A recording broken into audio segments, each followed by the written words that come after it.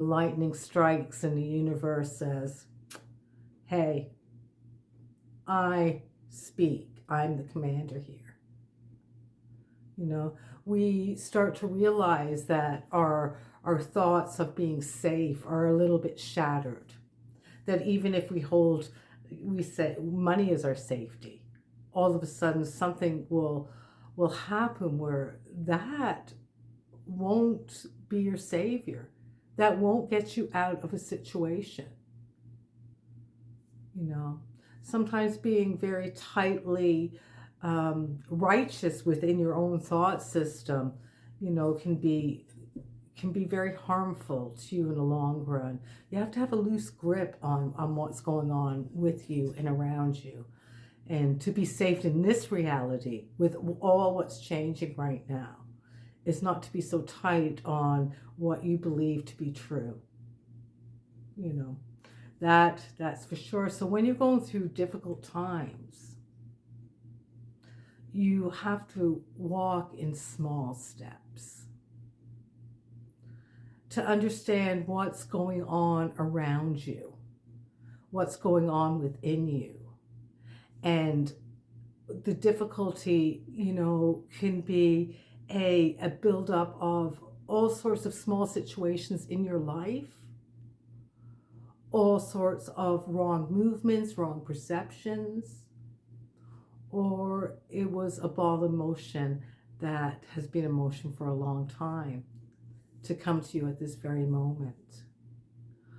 We are moving through a dynamic right now which even if you thought you had a hold on what's going on, it seems to, you know, these ideas seem to slip through your fingers like sand, and nothing is really perceivable right now. But there is one thing that's perceivable, and that is you looking at yourself and understanding how you see what's going on before you makes all the difference in the world.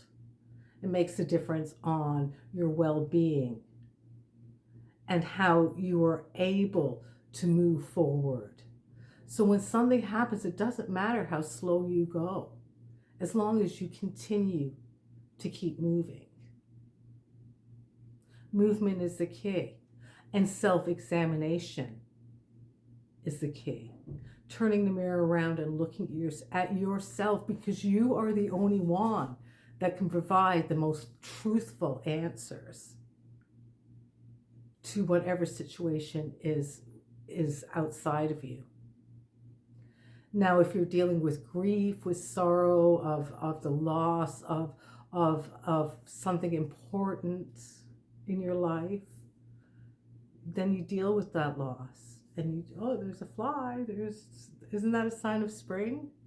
Here we go. Like, I can look at it like it's like, get out of here. But it's a sign of spring. So we'll deal with that fly, even though it's on my coffee. No matter what you're dealing with and how you try to justify it, sometimes it's better just to feel it, to feel all the emotions that come with it, and not avoid those emotions and not stuff them down. When you stuff anything down within yourself, what you're doing is you're just delaying a volcano, and it's going to be worse later because there's no understanding of where it came from. They're just raw emotions. Dealing with things as they appear is the best way. Dealing with sadness within you on things you can't control. Do what has to be done before you. Don't put them to the side and say, oh, this is more important, that's more important. Because what's the most important is how you work forward with your own perceptions, how you keep yourself healthy inside. No matter what we do in this life, we are going to learn our lessons. We can learn them gracefully, or we can yell and scream and point at the world and blame everything. The choice is yours.